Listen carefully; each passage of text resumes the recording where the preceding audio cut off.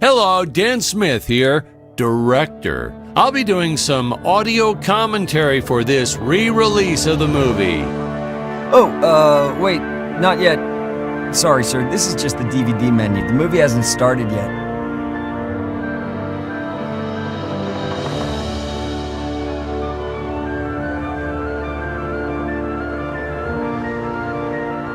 Wait a minute! That's not the movie poster I remember. Isn't the robot supposed to be holding Scarlet there? Oh, another of the studio's requests. They made some market projections and decided this image would sell more copies to future demographics. Wow, they really pack a lot of options into DVDs, don't they? Hey, you know, back in my day, you just popped a movie into the old VCR and hit play. All right, we're going to start the commentary track now.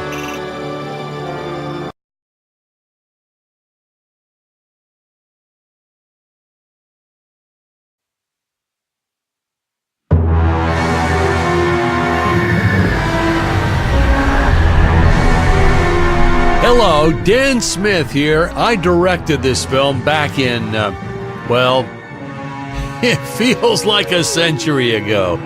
Yeah. The studio asked me to provide a commentary track for the DVD release. And wham! Straight into the action. No fluff or anything.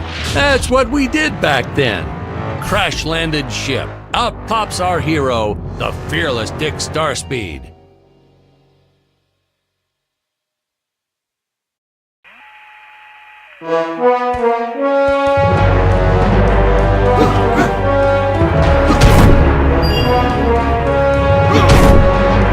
The ship's velocity reactor is damaged. I believe that I am stranded on an alien planet.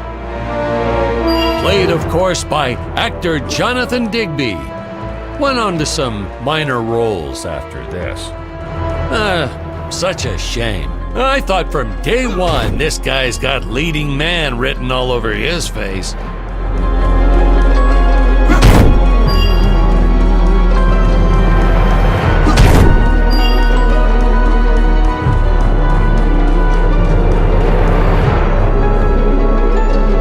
Greetings, citizens of Gravoria. I am Dick Starspeed, and I come in peace.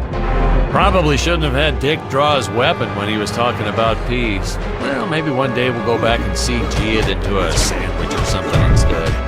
Ha! Just kidding. And this is what people pay to see. A no-name middle-aged B-list actor duking it out with stuntmen in costumes. Such stunning choreography. Now, the extras in those robot suits really knew how to take a punch. Oh, literally. I told Jonathan not to hold back. Give it all to him. Kick him in the nuts and bolts. And I know what you're thinking, but don't worry. We handled it responsibly. We made them all sign waivers not to sue for injuries.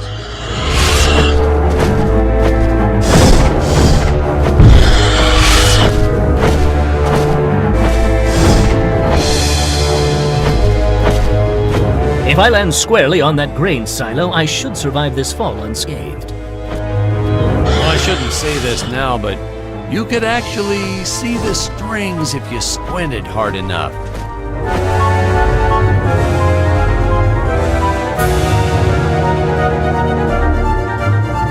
A screenwriting trick from back in the old days. You put a grain silo or some haystacks down and it solves all your gravity-related problems. It appears some of my equipment was lost when my ship was shot down. But what luck! This high-tech scanner reports that my ray gun is nearby.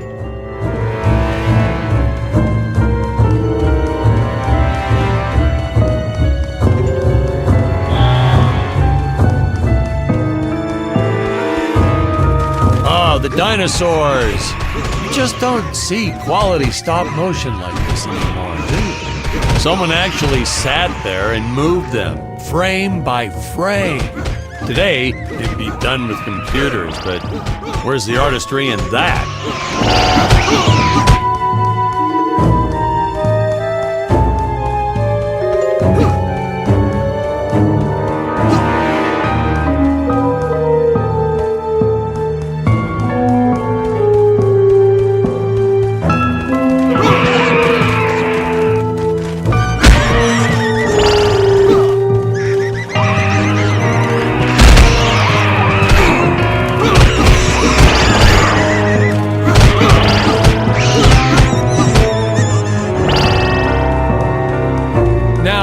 if the trees here look a little plastic, well, it's because they are. I took them from the set of my last film, Vampire Island 2. We got our fair share of nasty letters from scientists complaining about our portrayal of the dinosaurs. Was news to me. Apparently these stegosauruses weren't meat eaters. Must have preferred shellfish or something. Wow, how do they know? That's what I say.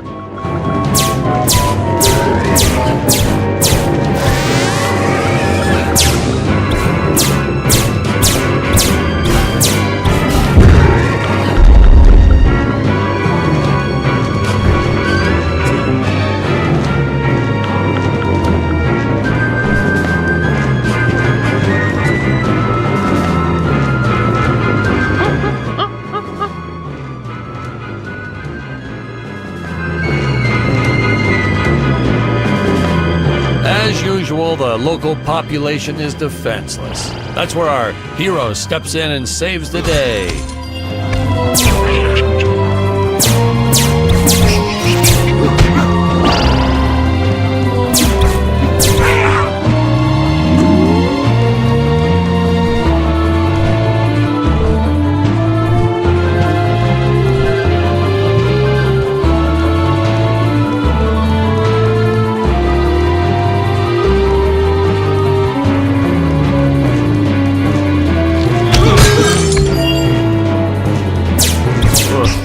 But Jonathan threw a lot shooting this film. He wasn't the best actor, especially when reacting to getting hit. He's what you call a flincher. So I told the stuntman to really just go to town on him. It's the only way to get an honest performance sometimes. Our props master tried to make the weapons soft, but there's only so much you can do.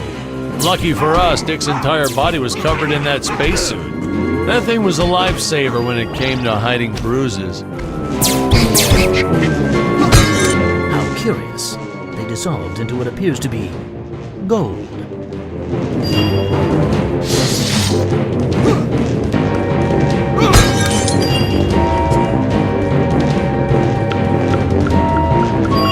You'll notice the gold disappears when Dick touches it. We had a deleted scene that explained he's actually teleporting it back to his ship. It's funny, no one ever questioned how Dick was able to walk around with an infinite amount of gold on him.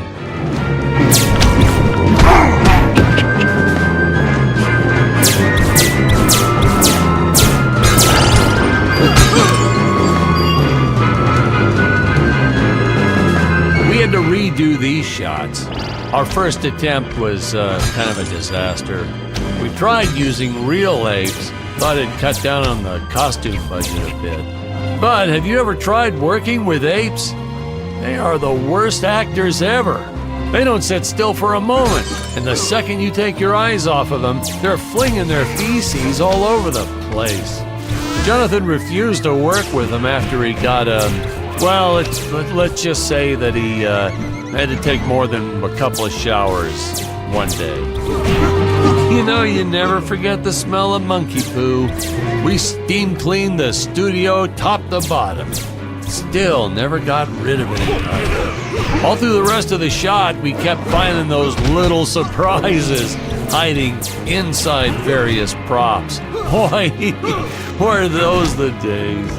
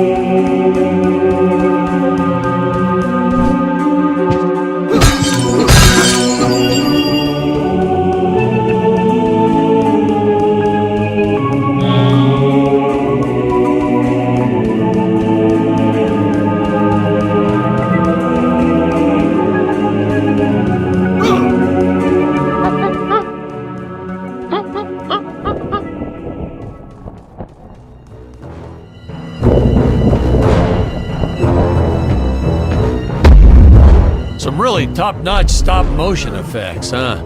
Unfortunately, we skimped on the Dick Starspeed puppet a little.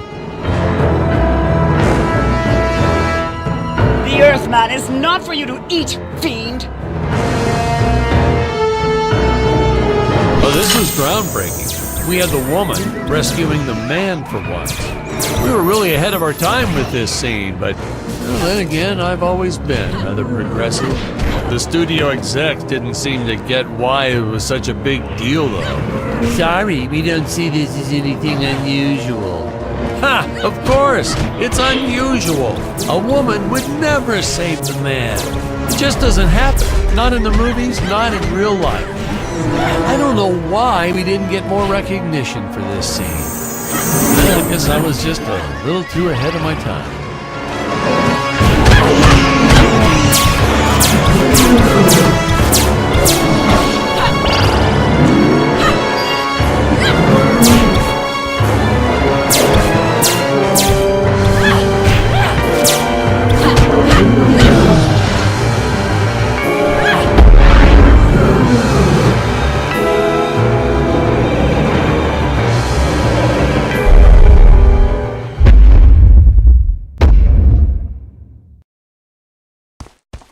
Thank you for saving me, strange woman.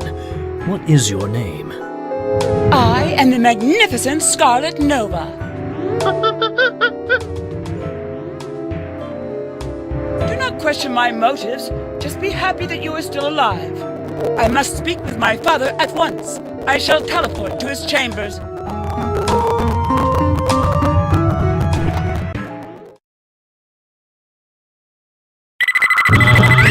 Huh? Where is this place? This is not my father's chambers. You have disobeyed me for the final time, Scarlet. Enjoy an eternity in the Tower of Eternal Solitude. For all eternity! The old fool did not notice I am wearing my jetpack. Booster usage. Jump. Wait. Wait. Use booster. Survive deadly fall.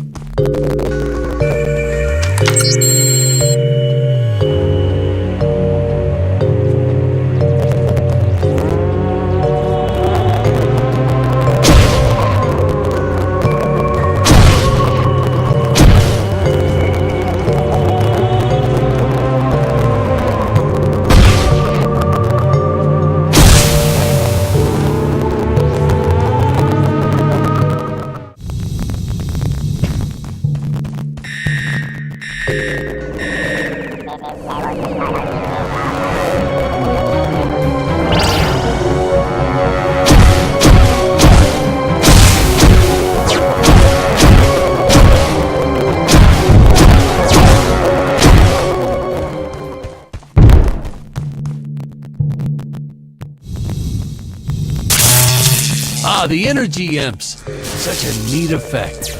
We had to paint each movement frame by frame and superimpose it into live footage. We were pulling all-nighters for weeks. Well, when I said we, I meant the artists. I'm pretty much useless if I don't get a solid 10 hours a night. But they were at it forever. They had to redo it all because I accidentally told them red instead of blue the first time. Artists.